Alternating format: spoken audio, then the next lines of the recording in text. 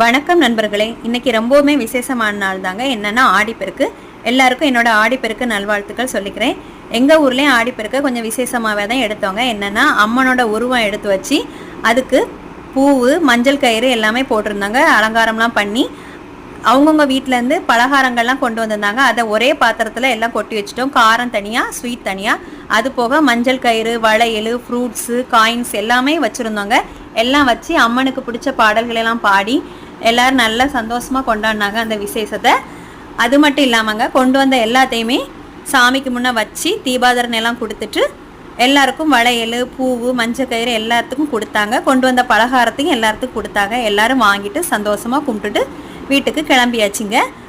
இந்த மாதிரி உங்கள் ஊர்லலாம் எந்த மாதிரி கொண்டாடுவீங்கிறத எனக்கு கமெண்ட் பண்ணுங்கள். வீடியோ பிடிச்சா லைக், ஷேர் பண்ணுங்கள். நம்மளோட சேனலை கண்டிப்பாக சப்ஸ்கிரைப் பண்ணுங்கள். ஓகே ஃப்ரெண்ட்ஸ், தேங்க்யூ, பாய்.